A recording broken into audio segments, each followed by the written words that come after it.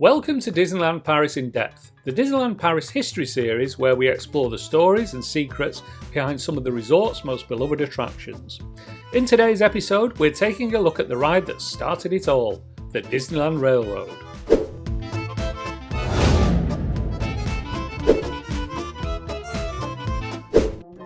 Walt Disney loved trains, so much so that he had a miniature railway built in his backyard called the Carrollwood Pacific. In fact, Imagineers used to joke that the only reason Walt Disney decided to build Disneyland was so that he could have a bigger train. And it's true that the railroad was one of the first things added to plans for Disneyland in the 1950s.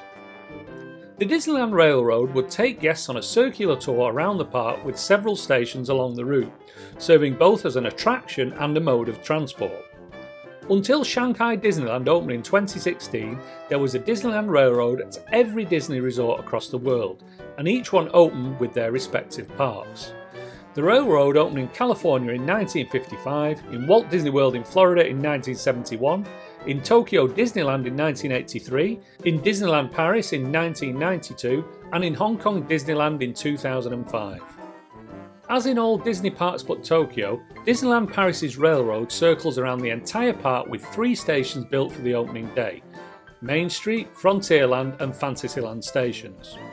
While the American parks had sourced retired steam trains for their railroads, the trains running on Disneyland Paris Railroad were built by Imagineers. Originally 3 trains were built. Train number 1 is the George Washington and features prominent red, white and blue designs to represent the flags of the United States and France. The train's carriages are named after important places in Washington's political career: Mount Vernon, Boston, Philadelphia, Yorktown and Valley Forge. Train number 2 is the CK Holiday, which is named after the founder of the Santa Fe Railroad. Since the Santa Fe Railroad was often used to reach East Coast holiday destinations, the train's carriages are named after some of the East Coast's most famous tourist attractions: Coney Island, Atlantic City, Chesapeake, Long Island and Niagara Falls. Train number 3 is the WF Cody, which is the real name of Buffalo Bill. As such, the railroad is decorated with antlers on the front, and its carriages are named after various western cities: Silverton, Durango, Denver, Wichita and Cheyenne. The railroad's design is very similar to its American counterparts, but Disneyland Paris lead designer Tony Baxter did make one change to the layout of its carriages. He suggested that instead of rows facing the front of the train, each carriage should have a U-shaped seat so that the guests were always looking out into the park.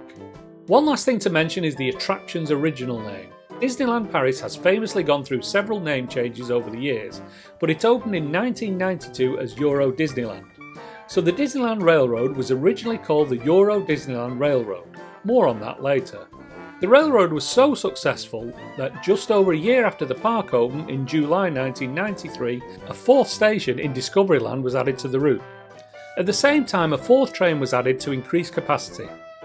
Train number 4 is called the Eureka, and its carriages are named after locations in California: San Francisco, Los Angeles, Monterey, San Diego and Sacramento. In 1994, the attraction became known simply as the Disneyland Railroad, when the resort changed its name to Disneyland Paris. No significant changes have been made to the ride since it opened, although since 2021, only Main Street and Frontierland stations have been operational. One aspect of the railroad that is unique to Disneyland Paris is the fact that it does not serve as the park's entrance. Yes, it's technically located at the front of the park, but the Disneyland Hotel is actually the first thing you come across as you arrive. So now you've learned a bit about the history of the Disneyland Railroad, let's hop on board to discover some hidden details along the route. The first few hidden details can be seen at Main Street Station. Main Street Station is designed as a turn-of-the-century Victorian-style train station to fit with the theming of Main Street, USA. If you look closely at the railings underneath the station, you will notice that the letters EDRR are carved into the design. These are the initials for the Euro Disneyland Railroad, the attraction's original name. Just before you board the train, you may also notice 4 small stained glass windows on the opposite side of the platform. Each of these represents one of 4 other lands of the park that you will visit on your tour. Unfortunately, these windows are often covered by seasonal decorations. As you queue to board the railroad at Main Street Station, you may notice a number of newspaper articles attached to the railings advertising the other lands of the park. Main Street's lead designer Eddie Soto got this idea from the Gare de Lyon in Paris, where posters were used to advertise the destinations passengers were travelling to. After leaving Main Street Station, you enter a tunnel used to hide the Phantom Manor show building. This tunnel is home to the Grand Canyon diorama, an 80-metre long landscape with animal figures that was inspired by the 1958 Disney documentary, The Grand Canyon. This landscape also signals to guests that they are about to enter Frontierland.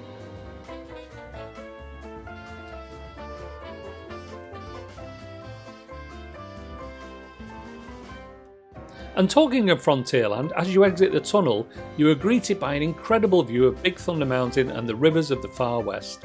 In my opinion, this is the best view along the entire route. Soon after this, you reach the second station on the loop, Frontierland. This station was designed to look exactly like the original Frontierland station in California from 1955.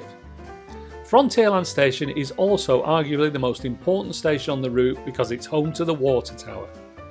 While the Disneyland Railroad uses diesel instead of coal to power its engines, it is still an authentic steam train, meaning that it needs to top up its water supply every few loops around the track. The Frontierland water tower can hold up to 7,000 litres of water, which is enough to power one of the trains around the park 3 times. After leaving Frontierland Depot, you pass behind Indiana Jones and the Temple of Peril, although most of the attraction is obscured by dense greenery. Next, you enter another tunnel where you can catch a glimpse of the final scene of Pirates of the Caribbean.